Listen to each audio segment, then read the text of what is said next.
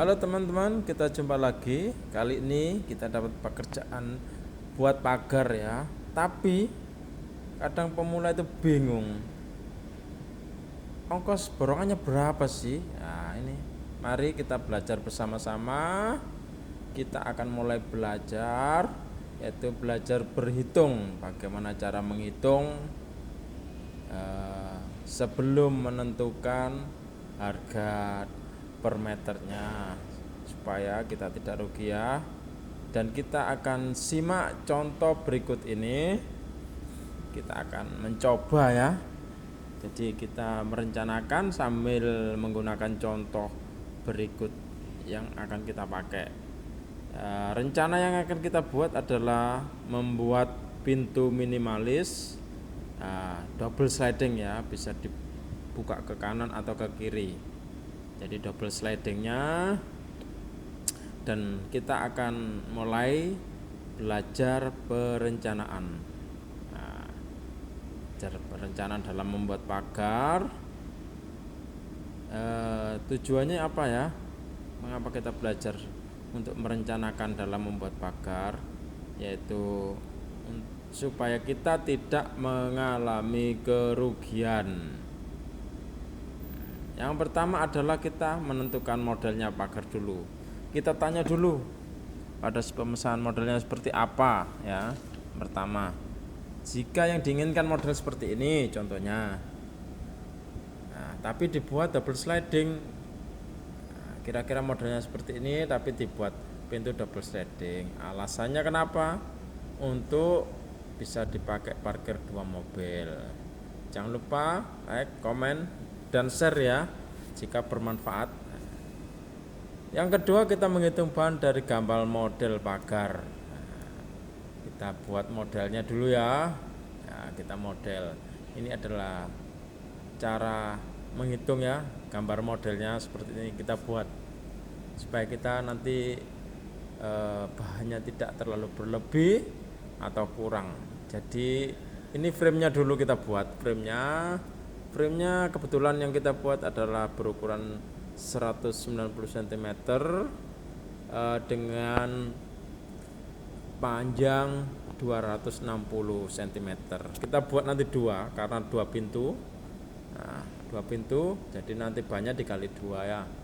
Dengan frame seperti ini, di tengah ada, ini yang tengah ini ada double ya. Tujuannya untuk menghemat bahan karena menyesuaikan dengan ukuran platnya. Juga roda ini dibuat agak pendek. Kenapa ya?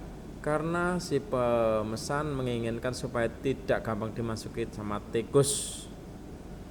Dan untuk bagian bawah kita menggunakan plat tekuk ya. Jadi plat tekuk kita pakai plat galvanis 0,8 mm. Dan frame-nya yang untuk pinggir-pinggirnya kita pakai 4x6 tebal 1 mili ya. Kalau pinggir frame biasa 1 mili. Kemudian kita buat jari-jarinya. Jari-jarinya ini biasanya kita pakai dari material holo 20x40 ya, dengan ketebalan 0,8. Cara pasangnya kita biasanya lebih mudahnya kita membaginya dari tengah.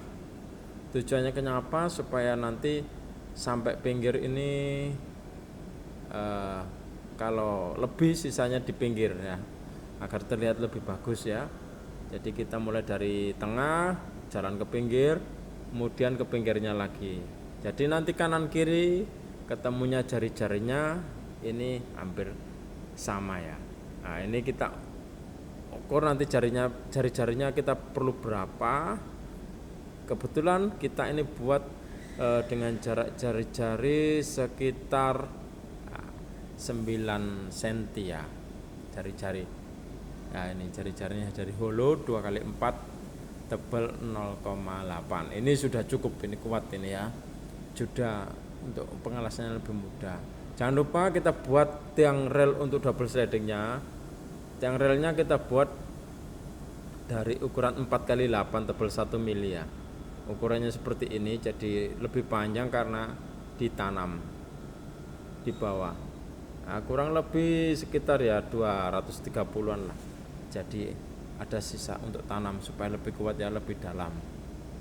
Jadi pintunya buat 2, tiangnya buat 1. Kemudian kita coba membuat model platnya. Ini model platnya ya.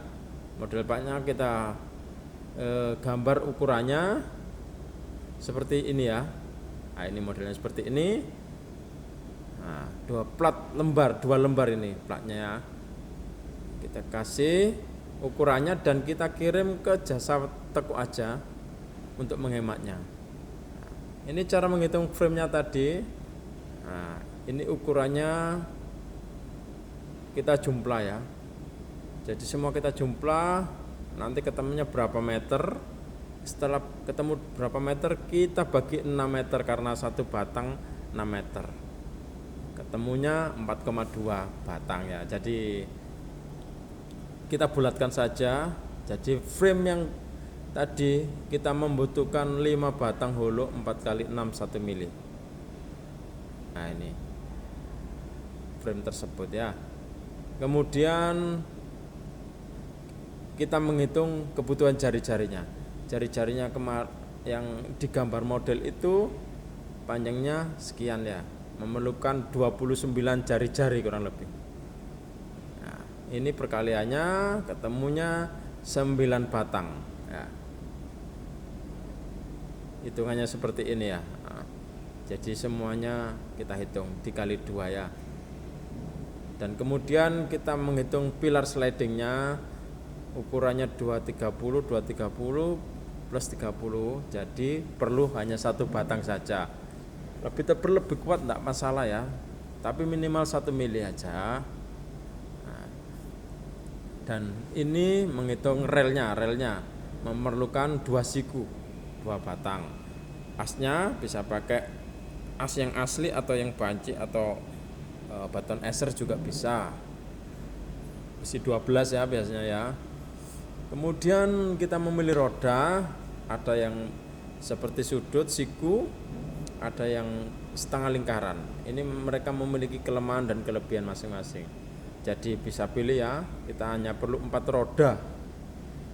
Bahannya macam-macam sesuai kebutuhan yang diinginkan pengguna.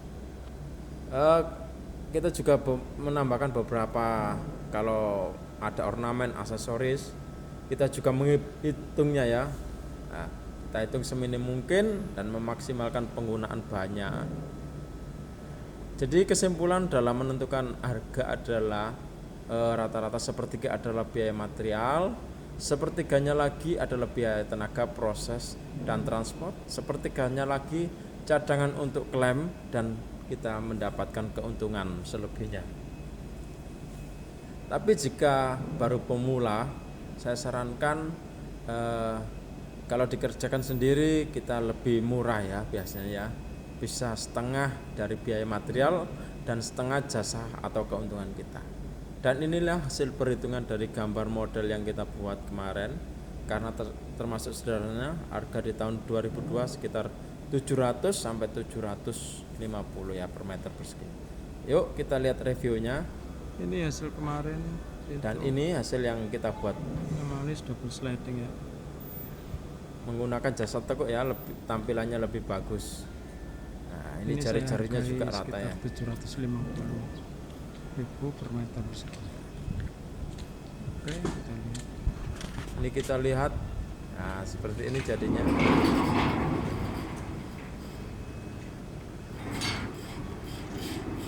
Rel atasnya juga sederhana ya, cuma dikasih pembatas saja. Nah, yang penting jalannya roda bisa enak ya. Kadang model ada sedikit perbedaan dengan hasilnya karena kita menyesuaikan ya. Nah, ini bisa ditekuk ya, kasih lebih luas. Tampilan juga kelihatan lebih baik ya ini ya. Bisa parkir di tengah-tengah juga ya ini ya. Bisa dilewati ya. Jangan lupa ya komen teman-teman. Mari kita belajar bersama. Semoga bermanfaat dan menjadi referensi bagi pemula. Terima kasih ya.